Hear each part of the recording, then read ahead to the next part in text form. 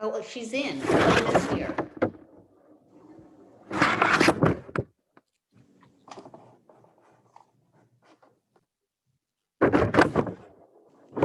Oh, great.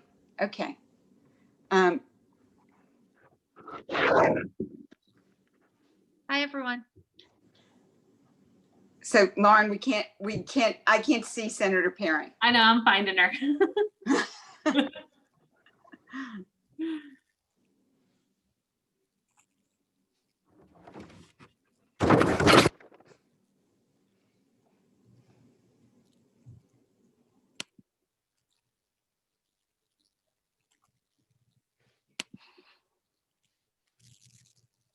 Hi.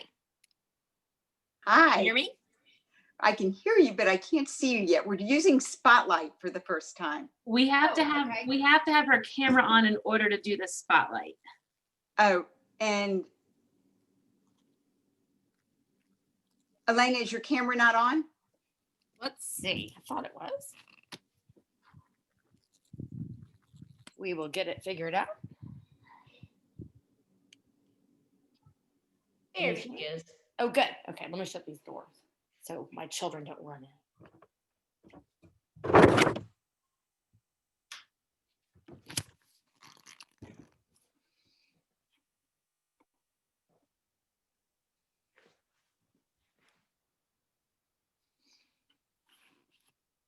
There you are. Okay. Hi. All right, we're waiting for the room to populate for people to come from out of the waiting room, but we're in such a hurry. We're going to go ahead and get started because we know you have a 7 o'clock meeting. Yeah, So, sorry about that. No, that's okay. That's okay. Welcome, everyone. My name is Valerie Habuth, and I'm so excited to see all of your smiling faces. I keep pinching myself, but I've checked the calendar 1,000 times, and tomorrow really is January 20th. We're so honored that you've all chosen to spend this, the last night of Trump's presidency, with us and our two guests, Senator Elena Parent and Representative Nguyen. Our guests tonight need no introduction, but let me just say that while we often describe these women as warriors for our cause, at no point did we ever imagine that they would have to sidestep tanks as they walk into their office. We're so grateful to the two of you for your service and for your courage in standing up to attest to the safety, security, and legitimacy of our elections. I want to jump right to our program because we're on a tight time schedule this evening. Senator Parent has to leave by 7 p.m. We're going to start by asking each of our legislators to update us on what to expect from this legislative session with an eye toward guiding us how to best provide them with the citizen backup that we know they will both need. I'm going to ask Senator Parent to speak for about 10 minutes, followed by Representative Nguyen, and then we'll plan to take about 10 minutes of questions with the two of them. Representative Nguyen is going to stay just a bit longer because we know you guys are going to have lots of questions. At the end of that, Joni and I will finish with what would have been our opening remarks and our thoughts about the work that you have all done over this past year. I'm only sorry that our legislators are not going to be here to hear us brag on all of your efforts. A little bit of technology before I flip it over to Senator Parent. If you'll all move it to speaker view, we're using a feature now that's going to highlight the speaker, and it only works if you're on speaker view. So, and another quick thing to tell you all that we're going to take questions by having you raise your hands, and then we'll call on you. That the hand raise is now in the reactions that should be at the bottom of your screen. Senator Parent, take it away. Thank you, Valerie. Good evening, everyone. It's so wonderful to see all of you tonight. What a great turnout. And I appreciate being asked to attend and spend a few minutes with all of you. I see a lot of familiar faces. And before I say anything else, let me thank you for all the work that all of you have done over the last years. This group has really emerged as a force, and we've all notched some incredible wins that we can all celebrate while acknowledging that there is a lot of work still to be done, and we are facing some new Republican efforts at voter suppression and gerrymandering, which will necessitate us redoubling our efforts staying ever vigilant and continuing to work just as hard as we have over the last several years. So Representative Nguyen and I did a legislative town hall last Thursday and sort of divided up topics during that legislative town hall. So I think what I'll do is sort of start with the ones that were my topics during our town hall. So two of the things on everyone's mind that I already mentioned are renewed efforts at voter suppression and gerrymandering, which is also a sort of voter suppression and electioneering, election rigging technique. We immediately after Joe Biden won Georgia, we faced a lot of calls out of especially Senate Republicans, although other Republicans as well, to really change the way Georgians have been able to vote. Some of you probably recall that when Secretary of State Raffensperger decided that he would send out voter absentee ballot application forms to every registered voter, right at about the same time that they delayed the primary. And right away, there were a lot of news reports, quotes from Speaker Ralston and others. They were very unhappy with the Secretary of State that he had done that. And I think the reason that they were very unhappy about that is this prevailing sentiment that if everyone in Georgia voted, that Republican grip on power would dissipate or at least be far more tenuous. And that alerting everyone to the ease of voting absentee, no need to take time off work, no need to stand in long lines, et cetera, et cetera.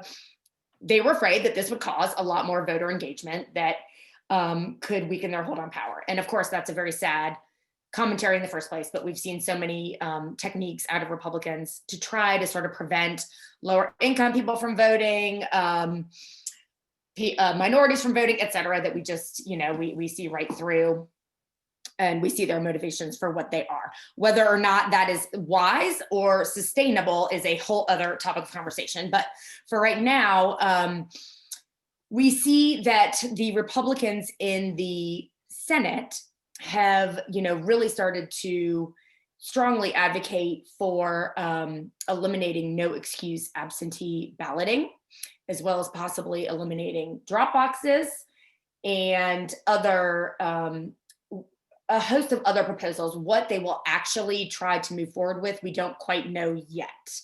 But it runs the gamut from changing the method of verifying absentee ballots, which right now is signature match, to adding a photo ID to that, photo ID requirement to that, which has its own problems, all the way to no one can vote absentee unless they are elderly or have an excuse. This will be obviously a big battle. Secretary of State Raffensperger and Kemp, I think both have come out saying that they support voter ID, a voter ID for absentee ballot. I am not sure, I cannot recall right this second if Raffensperger went as far as to say he also thought we needed to get rid of no excuse absentee. Did he do that? I thought he did. It kind of was like a delayed, he sort of said that delayed. We'll have to see what he and his office actually end up doing. I mean, one of the problems obviously for both Kemp and Raffensperger is, and really all the Republicans that we work with, is the fact that a large number of their constituents really truly believe that there was some sort of massive fraud perpetrated, that and that Trump was the rightful victor of the November election. And that is a whole big problem for America and American democracy, because you can't have people living in alternate reality. I think there are a lot of people that are conservative. It's not just that Trump said all this and that their elected officials either parroted it, enabled it, or largely did not refute it in one loud, clear voice. I think they also just they're very confused about where to go for reliable information. I mean, we have this whole group of millions and millions of people who actually think that they can get news from Facebook and Parler.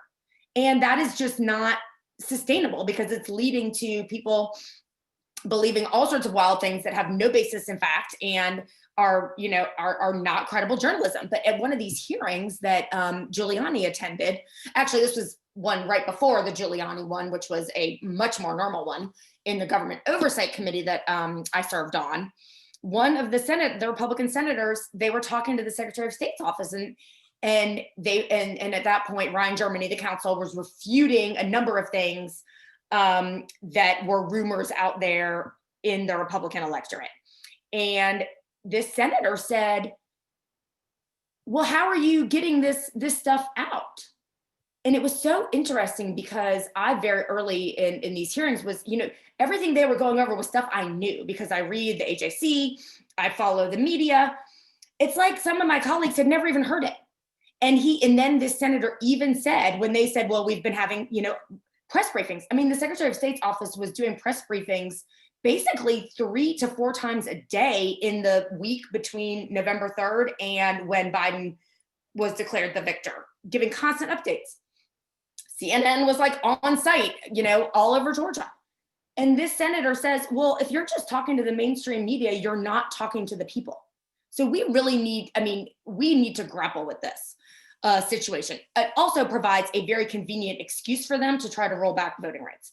Gerrymandering is another, huge problem. In the Senate, they have removed the past chairman, partially possibly as punishment for engaging in too much of the undermining public trust in Georgia's election results. But I also suspect that that's a little bit of a convenient excuse because they have put in John F. Kennedy, who is a very smart attorney, to lead that committee. And my suspicion is that they would very much rather have John F. Kennedy doing it because he'll be able to know the law. He'll try to control the conversation in a way that would try to limit the ability of Democrats and other advocates to prepare a case for litigation later. So on both of those things, and especially on what I suspect is a beehive of activity trying to gerrymander Georgia as we speak, one thing that I'm hoping that we have as an arrow in our quiver is the fact that I still, while my Republican colleagues are aware that far more people pay attention to gerrymandering and voter suppression issues than they did in the past, I do not think they recognize the true extent of that. And again, I'll point to something that the speaker said. They asked him, the media last week, I think it was the AJC, asked him something like, well, are you going to support an independent redistricting commission? And he was like, no, we don't need to do that. Democrats always gerrymandered, and redistricting is a political exercise, and there's nothing wrong with that. And to me, the vast majority of the public, maybe not vast, but 60% of the public does believe there's something wrong with that drawing districts should not be a political exercise. It should be done as fairly and transparently as possible. And so the fact that he's kind of out there saying that, to me, indicates that he doesn't understand where a large portion of the population actually is coming from on this issue and how dialed into this issue they are. So one of the arrows I think in our quiver is if we can engage as much of the public as possible, be as engaged throughout the process as possible, then we can hopefully through that hawk-eyed activism force somewhat better maps to begin with, and possibly lay the groundwork for a backlash if they are as aggressive as I fear that they will be. I'll just mention one other thing really quickly before turning it over to Representative Nguyen. Well, actually two, and I'll do these more quickly. Education, we are restoring about half the cuts that we made last year, but still have a lot more money that is not being restored, which is a significant problem for our public schools. I actually had a call today with some mental health advocates who said that their 10% cut, the governor isn't proposing restoring any of that money for mental health at all. And that's also distressing because not just mental health, but our whole public health infrastructure is very stressed. And you can see that in our response to the pandemic, as well as the vaccine rollout. We've underfunded mental health and public health for decades. And so it's, the governor painted this really rosy picture, like, oh, we're restoring all this money. We're so much better than California and New York, and we have no new taxes. And I'm sitting there thinking, we've underfunded so much that all of these agencies can't rise to the challenge as we need them to when we hit things like a pandemic. And I'm very concerned about that. The other thing that the governor is, before we go over to Representative Nguyen, mentioned that has been a priority of mine and actually of the General Assembly for a while now is trying to get broadband to rural Georgia. Again, the pandemic exposed how us sort of working on it, but not ever saying we're going to put a public-private partnership together to get broadband to rural Georgia, which is what you have to do because it's not profitable for private companies to build the lines out because they just don't get enough customers. The only way to do it is, well, I shouldn't say the only way because I'm not an expert, but the most straightforward way would be with some taxpayer investment, kind of like we do roads, et cetera.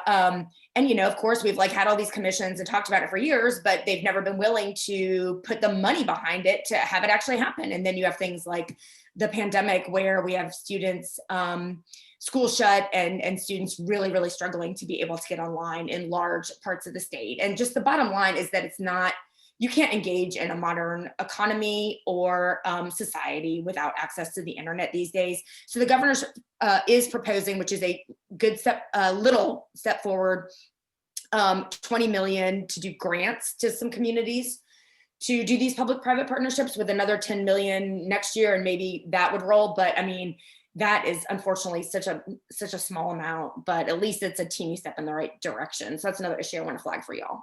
All right, Representative Nguyen.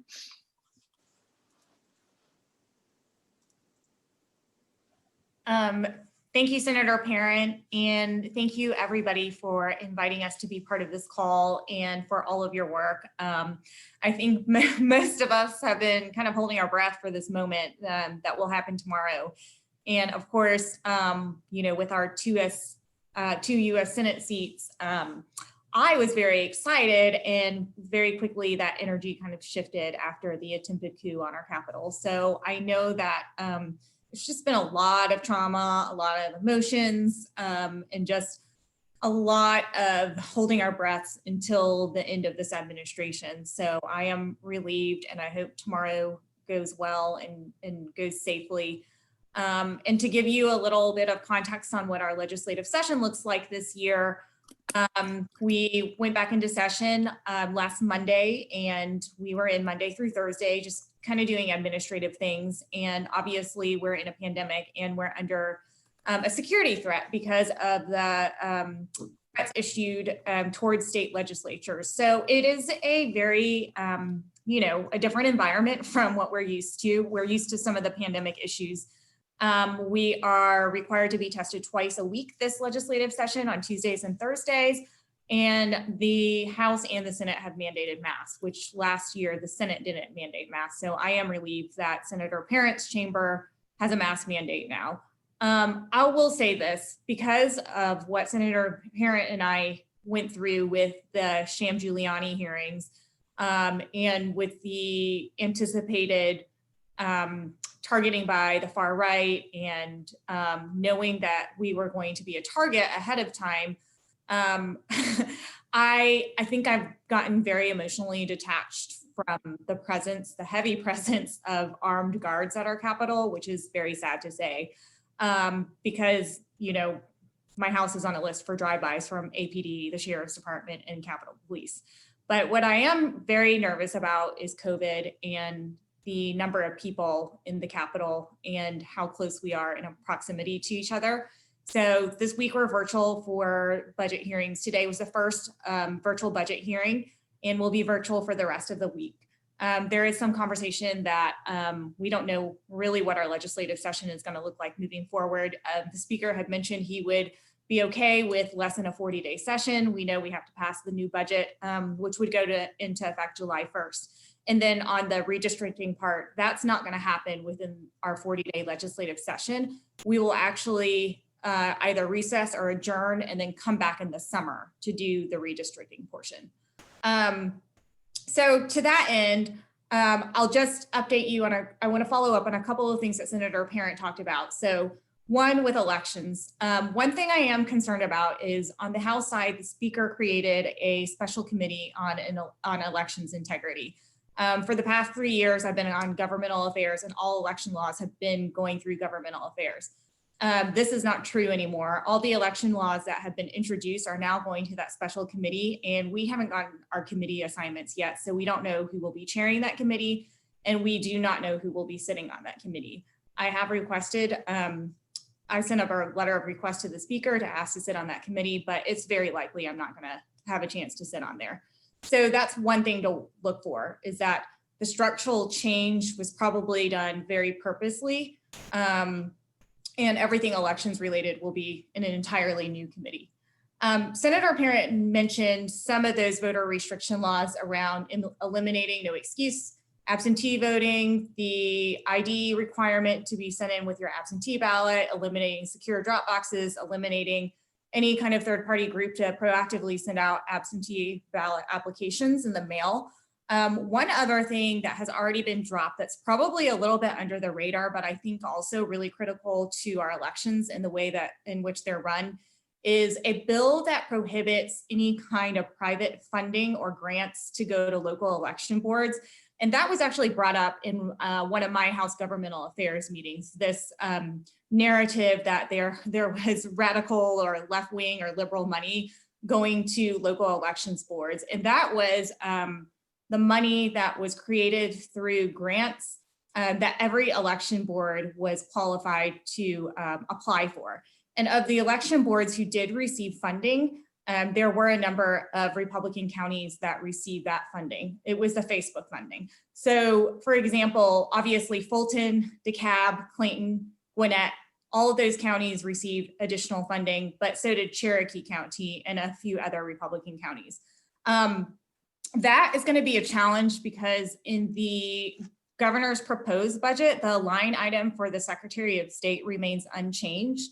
So if we take away that ability for election boards to apply for funding outside of the Secretary of State, that is going to cripple their ability to run elections. And we know with these historic elections that were just run, that the election boards did have challenges, and they were able to work through a lot of those challenges because of extra funding and because they had time to adjust to some of the new norms that we're seeing with absentee voting and unprecedented turnout. So that's something that we definitely need to watch. There was an election, a bipartisan, this is probably only going to be the only bipartisan voting bill, I would guess. And it is around ranked choice voting. I am a co-sponsor on that. It is a series of 3 bills, and the first one is ranked choice voting for overseas military ballots. And then the other 2 companion bills will address municipal elections and federal elections. So the overseas military one has been dropped already. I don't anticipate that's going to move forward, but I think that's a really good conversation starter on what ranked choice voting is and how ranked choice voting is actually more reflective of the voters' will, and how ranked choice voting will reduce the amount of money that we spend on elections. So it's an automatic runoff versus these separate lengthy election cycles that we've been through.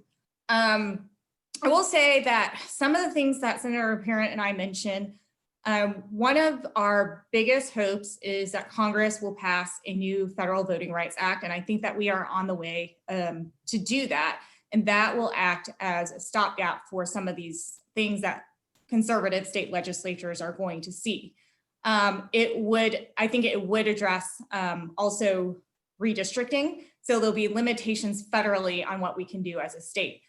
My concern about a new Federal Voting Rights Act is, as y'all know, the previous one was gutted by the Supreme Court, and they took out that pre-clearance provision that has enabled a lot of states to pass voter suppression laws. And given the makeup of the current Supreme Court, I am nervous about us being over-reliant on that Federal Voting Rights Act. But that would be a good safeguard against the state legislature.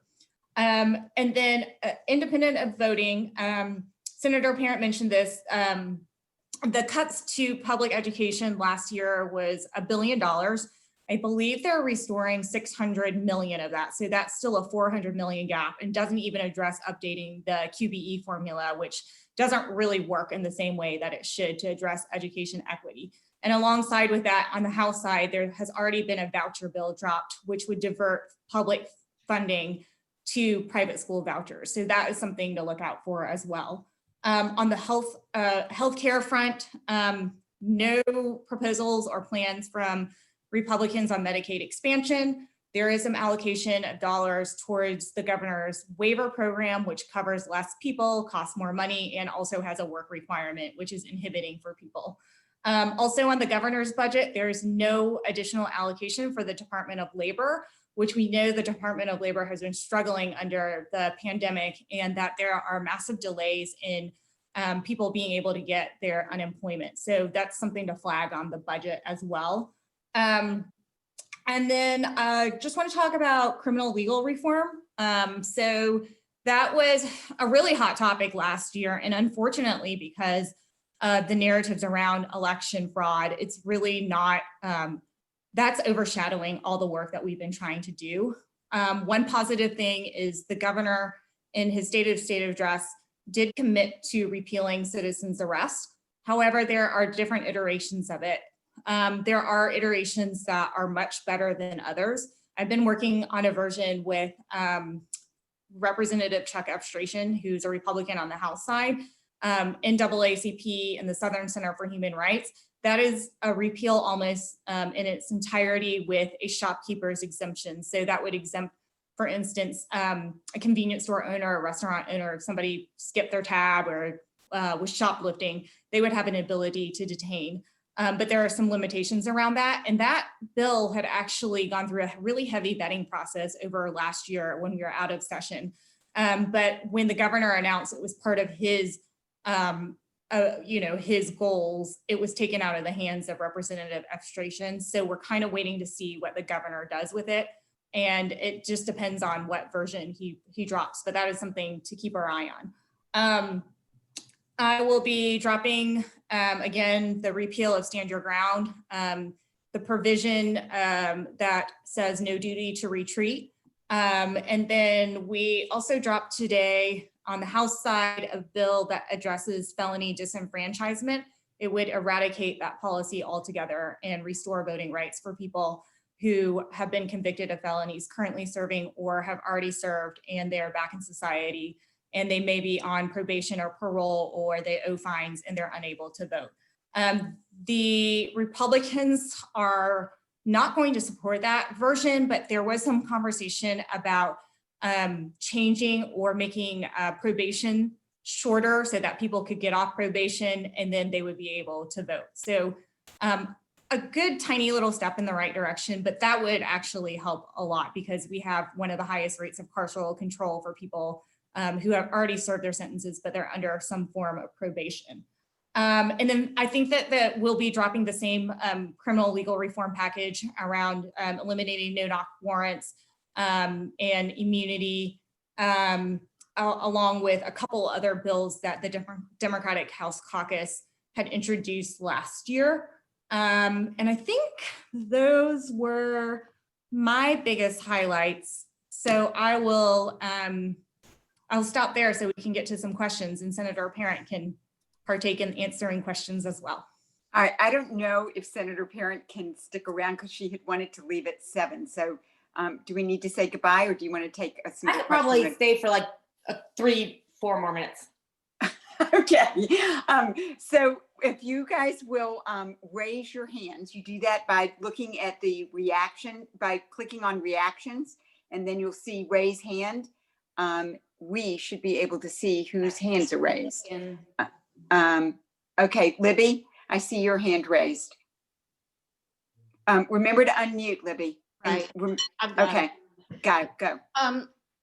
I put my question also in the chat. Is it possible that we could get a coalition together to hire a voting rights expert like Mark Elias, who defended against many of the Trump suits, to help develop a strategy on the voter suppression legislation, and that would build a record we could rely on in litigation? So I'll go first. I mean, I think it's a great idea. So 10 years ago, I did a lot of work on redistricting for the House Democratic Caucus. I was in the House at that point. And after Justice approved all of our maps, which were terrible, we, thought about suing. And the word at that time was, we can get the legal work basically pro bono, but we do not have the money to hire all the experts we would need. I actually have been thinking since right after the November election, when it was clear that we weren't going to be close enough in the House to really interfere with the maps that way, that's exactly what we needed to do, and someone needed to head that up. The call that I am about to jump on is actually with Fair Fight and with Stacey Abrams. So that is one of the questions that I have, because they clearly would be an important organization. But I completely agree with you, Libby. We need someone to, honestly, I was like, we need to hire someone to run the effort, like not Mark Elias. He would be like part of it, or someone like him that's a legal expert would be part of it. But we need like a staffer. We need like 2 staffers who can run the entire operation, the grassroots advocacy, the legislative strategy, and the legal strategy. So I will email you once I find out a little bit more about that. I'm so hesitant, Elena. I don't want to keep you. I know, I better go. I know, so I'm going to let you go. So I hate having to leave. Oh my goodness, I'm so sorry. No, thank you. Just really Thank you appreciate so all much. you We guys. loved having you, and just promise to come back. Anytime. Okay. Bye.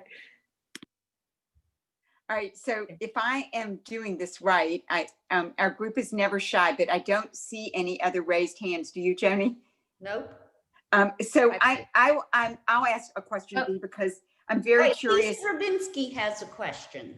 All right, let me throw this real quick question out, and then we'll go to Lisa. So tell us about the issue with the statue and trying to get a statue of John Lewis in Statutory Hall, and and what the status, and tell us how we can help with that, because that's been a big question. Yeah, thanks for asking that question, because I feel like I'm always the bearer of bad news, and this is actually like we have some really good news on it. So a House resolution was dropped, House Resolution 14. It is bipartisan. It has been signed on by leadership on the Republican side as well as the Democratic side. It is a concerted, planned bipartisan effort. And so each state is allowed to have 2 statue or memorials at the state capitol. And the state of Georgia currently has one of a Confederate soldier, Alexander Stephens, and the move right now is to replace that one with one of John Lewis. And it is widely supported by members of the General Assembly, but also it is supported by both Republicans and Democrats at the congressional level, as well as the governor. So I think we're in a really good space. That resolution's been dropped. I think it's going to happen. So some good news for once. Wait, I'm a little confused. Sure. Whose statue will it be, federal or state? So it's a federal statue. So basically every single state is allowed to have their say on 2 statues that's is at the US Capitol in DC. And Georgia as a state, one of their statues is Alexander Stephens. And so the move to replace it with John Lewis's statue is one that everybody has coalesced around at the state level and at the federal level. So both Congress, state legislature, and the governor.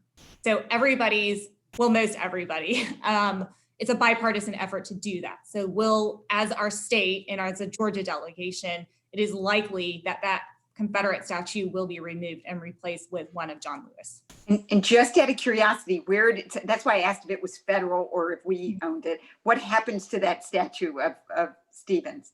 I have no idea. That is a good question. I will ask. Just check. Hopefully they're not going to move it to our Capitol grounds. I just wanted to check. And I understand for the first time why it's not protected by the rule that came out of our own legislature that said you couldn't remove Confederate statues because it's on federal property. It's on federal property. Exactly. All right, let me, thank you so much. Wildstein wants to ask a question, but I have to let you say one thing. Libby says we should send the statue to Mar-a-Lago. We should. Good idea, Libby. I'll contribute to a GoFundMe for that. Yeah, So Sherry? yeah, hi. what happened to Lisa Ravinsky? I thought she had a question. No, she doesn't, but Abby has one next. Abby Friedman's next, Sherry's now. Okay, hi. Can you hear me? Yeah. Yeah, hey. I have a question regarding the maternal mortality rate in Georgia. Mhm. And I believe there was legislation signed this past summer. And what is in the budget to help with that, or what is going on with this issue? Because I know we continue to rank very low in the country. We do. Thanks for asking that question. That is also a critical issue that I feel like has gotten buried because of all this election stuff. And so last year we were able to pass the extension for Medicaid 6 months postpartum. And the goal was to do a full year, but we were only able to get the 6 months. So this year there's an effort to extend that to 12 full months. And then they had the study committee on mother mortality over the summer. I don't know what other recommendations came out of that committee, but I will find out. And but I do know that there will be efforts to extend that 6 month Medicaid expansion for postpartum to 12 months. Thank you. Thank you. I think Abby's next. Abby, you're up next. I don't know if you can see me. We're driving cross We can country see you. right now. But first of all, B, thank you for being with us and sharing the information.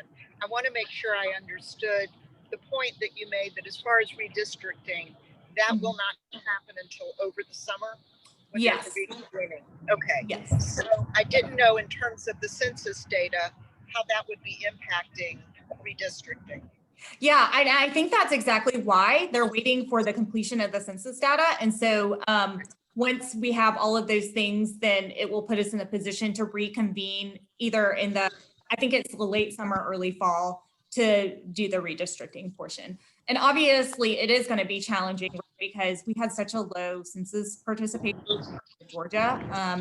And so we're going to lose funding for that. And then the other, what we also want to think about is with the redistricting, what is likely going to happen is districts like mine, the population of people in this district will get larger. So currently it's around 50,000. My district will grow, but rural districts really have to struggle to create those maps because rural Georgia hasn't grown in the same way that Metro Atlanta has. I don't think, so, you know, I don't know what the process is going to look like. This is my first experience with redistricting. And I do think that by the time we get to that juncture, we have the census data, we'll have something at least in the Federal Voting Rights Act that I think will help us with redistricting. But I expect that, like it happened in the past, there might be some moves to draw certain lawmakers and districts together. So we'll be forced to either run against each other or one person has to step aside. And then obviously there will be efforts to protect seats, but in places like Gwinnett and Cobb, there's just not as much room as there used to be, especially in a place like Gwinnett, to draw those largely Republican districts. And the other thing I think is important to note is on redistricting, not all Democratic members support the independent redistricting committee. So there's still legwork on our side of the aisle to message and educate around why that's important. Okay, all right, thank you. It goes without saying, B, that we're here to help in any way that we can with that. Ellen Williams has a question. Ellen, you're up. Don't forget to unmute. She said she had a question. Oh, there you are, Ellen. Yeah, unmute. No, you muted. There you go. No sound. I think her sound isn't working. She'll type it in the chat, Ellen. Okay. All right, let's see. Joni, you're checking to see if there's any other Yeah, questions. I want to ask one question. Do we have any other women's reproductive issues that are going to come down the pipeline this time? just to be I on? don't think on the restrictive side, we probably do want to watch for the iteration of that bill where it was the one that would take the ability for a state to proactively protect abortion laws. So when they were passing the abortion ban, there was another bill on the table that would have taken away the state's ability to pass proactive abortion laws, like to preserve the right. And it was like a preemption thing, basically, in case anything federal came down that in the future. I don't hear any conversations about that. And I think, you know, one thing that was important and interesting, and I don't know the answer to this yet, and like what we need to do around messaging and what happened in our House and Senate district level races. But when we look at the breakdown of our House and Senate performance, we underperformed compared to what we thought we were going to do. And the issue of abortion is one that I did not see conversations about as much on these state level campaigns, even though from a polling perspective, it's 70% of Georgians support abortion. And then I think on the Republican side, a majority of Republican women also support it. So I do think that as we contemplate, you know, 2022, how do we use that narrative to be able to pick up more seats and make sure that that is an issue that voters are paying attention to? I do know that we are looking at a large reproductive rights repeal bill that would repeal the abortion ban, but also repeal some of the restrictions that the state has passed. Although, as y'all know, we don't have the numbers to pass it, but it is a conversation piece about reproductive access and the need to keep fighting for it. And all the coalitions around reproductive justice are working on that package. Okay, thank you. So B, on that, do you worry at all about this coalition that we've built that flipped our state blue? Do you worry that abortion is a divisive issue within that coalition, or do you feel like we can coalesce around support for abortion within these diverse groups? You know, so this is what I was trying to better understand, because every single piece of polling data I saw shows that voters want reproductive access, and it crosses party lines and it does really well with women. But I do think that there was hesitation on the Democratic side to do that issue. And I think it was what you just referred to, Valerie, the anxiety that maybe it wouldn't resonate well with voters. And I saw candidates shy away from that versus lean into that. So I think as we kind of reflect on what happened with our House and Senate level races, and I don't know how we can parse through this, because the conversations were, why did we not perform as well as we thought we would? Was it the massive amount of negative mailers against our candidates? Was it because we weren't going door to door and they were going to door because of the pandemic? And was it how many Republican voters voted for Biden at the top and then went down ballot Republican the rest of the way? And then, you know, money is obviously really hard to overcome. So when you have a House race where Republicans are spending $800,000 to defend a seat, that is extremely hard to overcome. But I do think there should be improvements on messaging that includes the right to an abortion. Reassuring to hear that. I'm going to go ahead and ask Ellen's question. And I think if from looking at the chat, I think that because we're in this highlighted view, that people are having trouble finding their questions. So feel free to type them into the chat and we'll get them from there.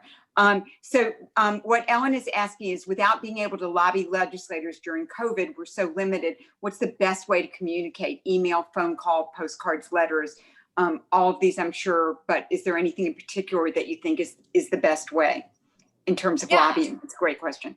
Yeah, thanks for that question. So I think that email is the most effective way, but only if you are crafting your own message and making sure you are telling your lawmaker about why this certain issue is important to you. The form letters, I think, make it really easy to send out, and perhaps they may work in the sense of if your inbox is being flooded with form letters, then you understand from a representative's perspective that the voters in your district really care about this issue. But I think in order to get the ear of a lawmaker, it is always best practice to send a personal email. And I still try to respond to every single form letter that comes into me. Although my friend sent me a form letter the other day, and I replied and I said, "Did you just send me a form letter?" You should have responded with a form letter. Yeah, That's what everyone else does. But I do think the quantity is really important, right? So for instance, we have been just flooded with Stop the Steal emails from people all over the country. And they don't work in terms of us. The Democratic lawmakers are not concerned about them because they're not our constituents and they're not our voters. However, the Republican lawmakers are very concerned about it. They feel really stressed out by the number of emails they're getting from members of their own party on Stop the Steal. So I do think email is effective. Try to do the personal if you can. If you can't, do a form letter, but make sure you get as many people to do it as possible. And that way it will flag. Once I get a number of form letters on the same issue, then it's like an indicator to me that people care about that issue. Phone calls are harder, I will say, because we're not in our offices during legislative session. So the way it's gone this week is we've gone into chambers and then everyone leaves right after that because everybody's worried about COVID and security. So I think phone calls are a little bit harder. And then I would say if you did want to get on, call your lawmaker, I would send an email and say, can I just schedule a call with you and get on somebody's schedule on that way. The other piece of advice I have is if you're working on an issue that has some ability to be bipartisan, right? It is really critical to find a Republican lawmaker. And I always try to help people identify some of these fits. For instance, a bipartisan issue is domestic violence. So if there's a domestic violence issue that you really care about and you feel like you have a solution or you want to share your story or you want to ask somebody to carry legislation and you're represented by a Democratic lawmaker, I would ask your lawmaker, who are the people who work on DV? Can you send me a list of their names? I do that with advocate groups a lot because you can find Republicans who will align with certain issues and they are the ones who can move forward the bills. I work across the aisle on a number of issues, including domestic violence. And my strategy has always been, let me find these little common areas of interest and ask them if they can carry this legislation and I'll do behind the scenes work with them. But the reality is for those of you who live in districts with Democratic representatives, they are not even, most of the time, they're not even going to give us a hearing on the bill. So I do think building that across the aisle relationship when possible is really important. And then if you are represented by a Republican lawmaker, I would definitely try to build that relationship because I think that's such great feedback. Some tiny little thing, there will be some things like criminal legal reform. I've been working on with a Republican chairman for a year. So there will be some commonalities. They will not come to the table on something like Medicaid expansion, probably not on anything voting, but when it comes to adoption issues, like I said, domestic violence issues, criminal legal reform, there's a lot more common ground. I really do think that's great feedback because for many of us, included me, who have Republican, it's very hard for me to, but I try to make friends all the time. Yeah, I think it's really good. Who are your lawmakers? Well, it was Deborah Silcox, but now it's not Kay. anymore. But I have Kay Kirkpatrick. Is okay. And, So and I Kay just wrote her a long letter, and she responds. She always responds to me. I mean, and I think what everyone should hear is that's because I haven't been blacklisted. That's because we do need to build those relationships. So I think that's great feedback. I know that Joni has a bunch of questions to ask. Ask you, how much longer do you have time to give us? Because we have we could either send you the questions and you can respond back, or I don't know how much time it's 7:20 and we promised you 7:15. Why don't I do another 5 minutes, and I'll try to not Okay. get long-winded. Okay, so we have one from Leslie Abrams. She said, I wanted you to clarify about restoring voter rights for felons. You mentioned the first iteration wouldn't pass, but there would be bipartisan support for shortening probation. Can you say more about what that version might look like, specifically about fines? Yeah, so I don't have a clear understanding of what that version would look like. So the bill that we dropped is the most expansive version. It is essentially the idea that voting is intertwined and tied to citizenship. And because all of us as citizens, there is nothing that any one of us can do to have our citizenship revoked. And so fundamentally, that the right to vote should be protected along with citizenship, right? So that's our basis in the broad version.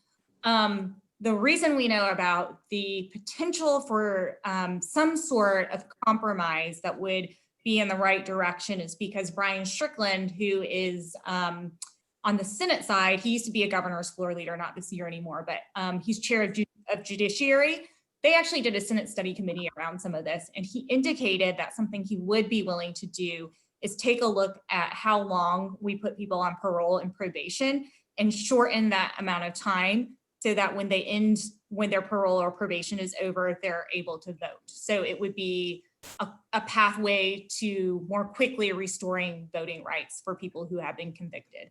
But they probably will have some parameters around it. I think one of the parameters will be for them nonviolent crimes. So we'll see what that looks like. There hasn't been any legislation dropped around it. It was just a comment that he gave to the press in conjunction with some of the things that we saw from the Senate study committee. I think, Mindy, do you want to make your comment? Mindy Binderman? We're happy. Thank you so much for being here.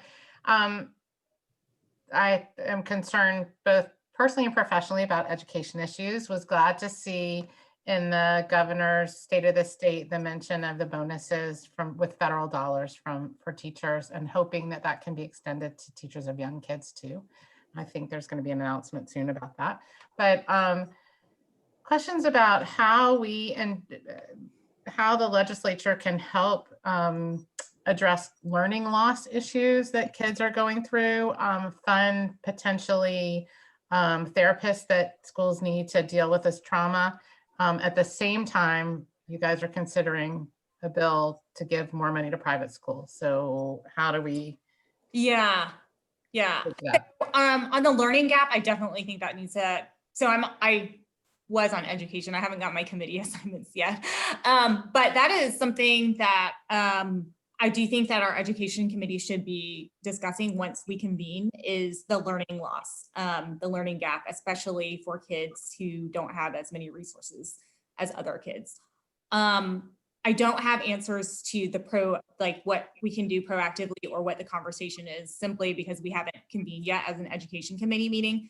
I will say on the vouchers issue, and Valerie, this is one of those weird bipartisan across the aisle issues. We have a Republican lawmaker on education who is very, very, very pro public school and protecting funding for public schools. He is very anti-voucher.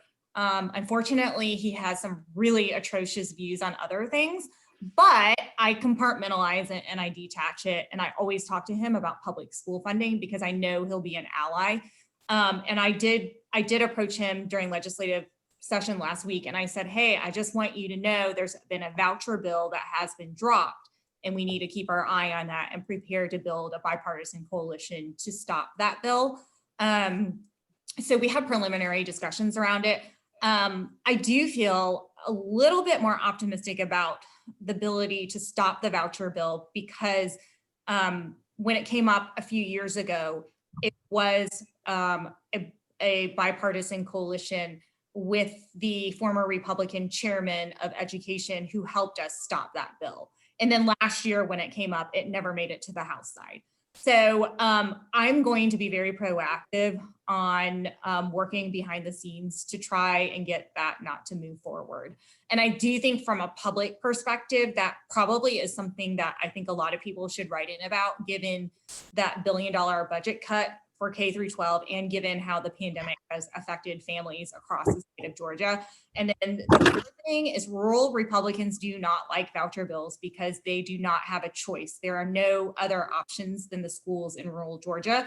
So they understand that voucher bills do not work in favor of their constituents. So I would, if that's an issue that you want to organize around, I would definitely start with rural Republicans and definitely start sending in the emails around the voucher bills to let people know that that is not something that we should be supporting, especially with the $1 billion budget cut last year, and then still leaving a $400 million gap, still not addressing fully funding the transportation formula. And as you said, with a therapist, we have a really horrible ratio of therapists to children.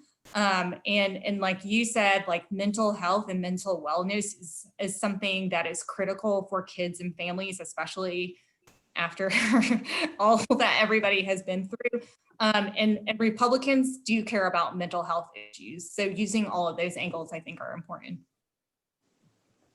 Okay, thank you.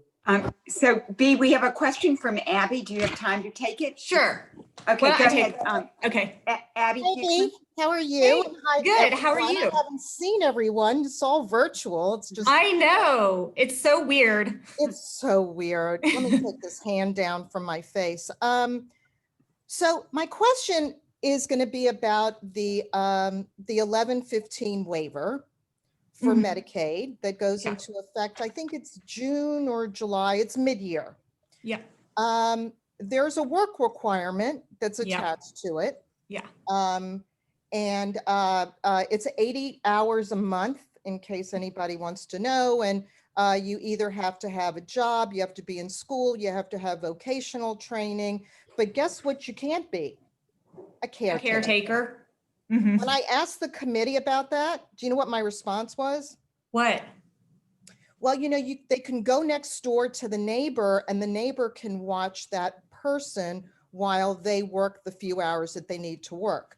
So beside the point, because of the work requirement that's Mhm. attached to it, because every state that has tried to put a work requirement to their waiver has gotten thrown out, eventually through lawsuits. Mhm. What if there is a lawsuit the week after the waiver goes into effect? What's the plan in the assembly to cover people on Medicaid? I don't know if I'm recalling this correctly. So when they did pass the waiver and the work requirement was in there, I believe we were under the impression that it would be thrown out and rejected by the federal government. And it wasn't. That was recollection. It's right smack in Right. there. Yep, exactly. And Because the thing Yeah. is, the Biden administration's going to want to take away all of those work requirements. yes. Yeah. So Yeah, and so with a new incoming administration, I'm unsure of what that's going to look like in terms of the work requirement provision. But let me ask around on like what would happen if there was a court challenge and it was thrown out. What happens in the interim between those things? I mean, the interesting thing is the federal government, after everybody did, when it was the open comment period, the federal government said that they had never heard so many negative comments along with the asking of expanding it to 138% than they had from any other state. That is And fascinating. they still chose to just give them exactly what they wanted. And then part two to that is while you're asking them these questions, I would love to know their response to the following question. Okay. Okay, I will. If Biden decides, President Biden, and I love the fact that now we can say that, if President Biden decides that for a 2-year grace period, they would offer the 12 states that have not expanded Medicaid to 138%, that they would match it at 100% for 2 years, and then it would drop to 90%. would they accept it? Or are they I will ask about that. Yeah, I will. Yeah. And you know, it's extremely disappointing to see that they did not include Medicaid expansion as a priority, and that they're still, you know, buckled down to this partisan ideology of the waiver, knowing that the mathematics just don't work out. And, you know, coupled with pandemic and unemployment and yeah, so they're not even talking about it at all. No, because they've got part 2, which is next year, which they're really going to get killed over. Yeah. Getting rid of healthcare.gov, right? Yeah, and they actually did some stuff around in the state of Georgia, dismantling the access to healthcare.gov. But at least it's still there. Such a concerted partisan thing. It's horrible. It's horrible. Yeah, it is. But yeah, I'm going to ask them that question. Abby, thank you for the bringing that question. up.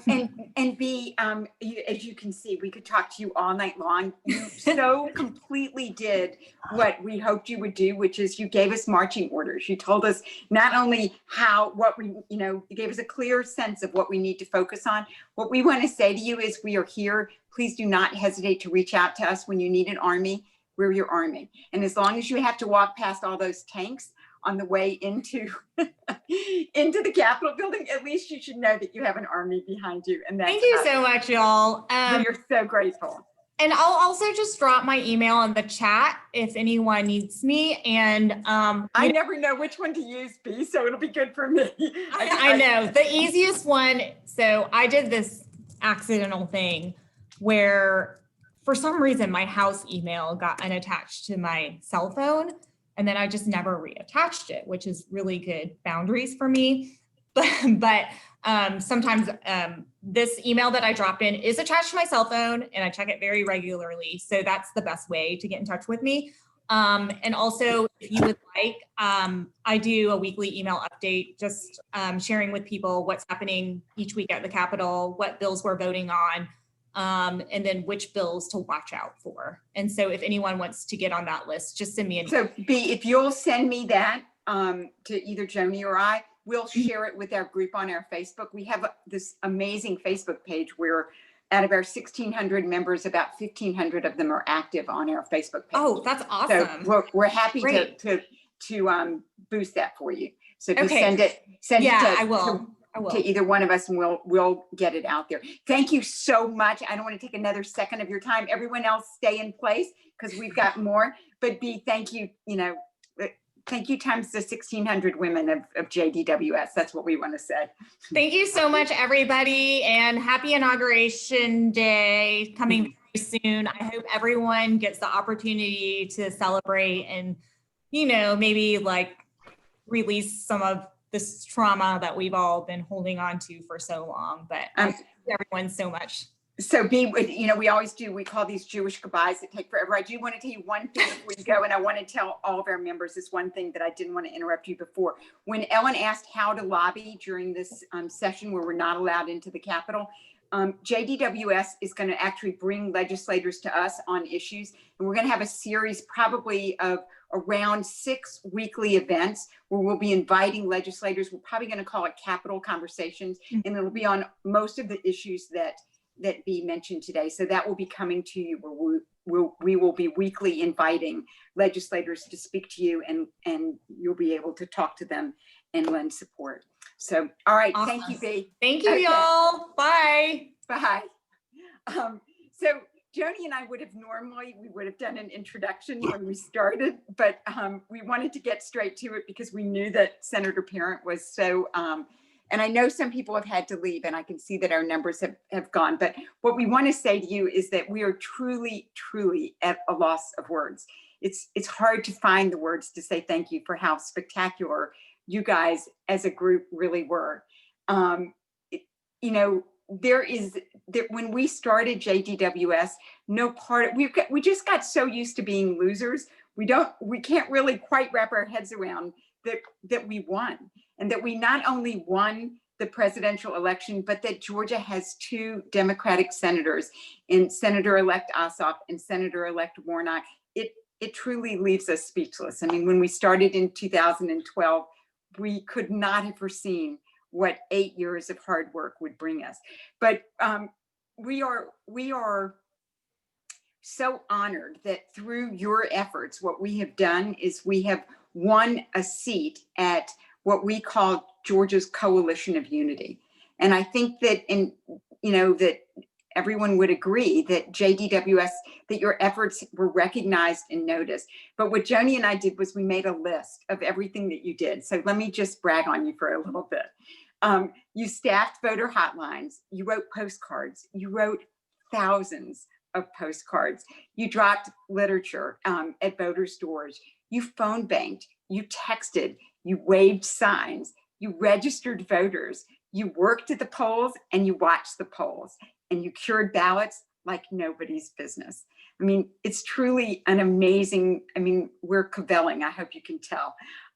You were just tireless in your collective commitments, and what we could all feel, and I think this goes across all of us, is that it was a labor of love. What you know from tonight is that our work continues, and that we're going to take that same passion and we're going to use it now as we focus back on our local state legislature. Our focus in JDWS has always been about local, and we have always been issue centric. We are election centric because we need to get people in office so they will advocate on those issues that matter most to us. And Joni's gonna talk more about that. We started JDWS in 2012 because we knew we could be stronger together. And what you guys have done through your efforts is you have proved that to be the truth. We are in fact stronger together. And with that, Joni, I'm gonna flip it over to you. And I'm gonna make this shorter, Valerie. I want you to know that I looked over the list. I don't think there's any new people on it. So it is now 7:38. So I just want to let all of y'all know, like Valerie said, it's all about what's going on under the Gold Dome. You know, we have 8 focus groups. I'll do them really fast. Health expansion, women's reproductive rights, gun violence prevention, education and child protection, resisting religious infringement laws, criminal justice reform, refugee and immigration rights, and environmental protections. And like they talk so much about this evening, we're adding 2 more. We normally have 8. We're as you all know now, we'll be working on gerrymandering issues and protecting voter rights. But the main thing I wanted to talk to you guys about is we have put together a survey to ask you what you want to do, where your interests are, what your leadership skills are. We'll be posting that soon and mailing it out. Please, please, please answer the survey so that we can put you to work where you're best suited. It will ask you for your email address. We lack so many of you guys' email address, and we don't know exactly how much longer we'll be on Facebook. Hopefully for a long time, but depending on what happens, we have to be able to get in touch with you. It'll also ask you for your hard address, as well as your districts, your state rep, your state senator, and your congressional. Because hopefully in the future, when something's coming up and a certain lawmaker in a certain area, we need to talk to him, whether pro or con, we can rally you guys to write, email, make phone calls. So we want to be a real force in the state, and that's one of the ways that we can do that. So be on the lookout for your survey. Also, please feel free to add your friends. As Valerie always says, we're stronger together, we're stronger in larger numbers. So on our Facebook page, it's really easy to do that. There's an invite button, blue button in the top red corner. In the top right-hand corner, and you can add your friends. That's the best way to add new people to our group. And I want to say, I can't wait. I hope you all I have my champagne chilling in the refrigerator. At noon, I'm popping that cork and I'm toasting with all of you guys. And to end the program tonight, I'm going to read a poem that Valerie's sister-in-law, Gail, and my good friend, Gail Habeth, sent us today. And I think you'll all really appreciate it. It's called A Poem for the End. Good night, loon. Good night, goon. Good night to the nastiest man in the room. Good night, lies. Good night, spies. Good night rants and alibis. Good night Twitter and good night tweets. Good night to all those crazy bleats. Good night red hats. Good night cruel chants. Good night sniveling sycophants. Good night wall. Good night cages. Good night endless midnight rages. Good night fine people on both sides. Good night losers. Good night suckers. And good night evil, nasty. Valerie won't let me say that word. Good night Ivanka. Good night Jared. Good night Baron. We hardly knew ya. Good night thief and good night grief. Good night cruel and callous chief. Good night fake news and Fox and friends. This is how the nightmare ends. Good night at last. It's time to go. The American people told you so. Good Well, night. that would be a perfect place to end, but Sherry Panofsky has a quick question. Sherry, you want to fire? Yeah, Gail needs to post that on Facebook so that you can share it with all of us and we can share it with everyone we know. That's great. Love it. Yeah. Thank you. Thanks, Okay. everybody. Good and have a great day tomorrow. I'm getting my vaccine tomorrow. Yay!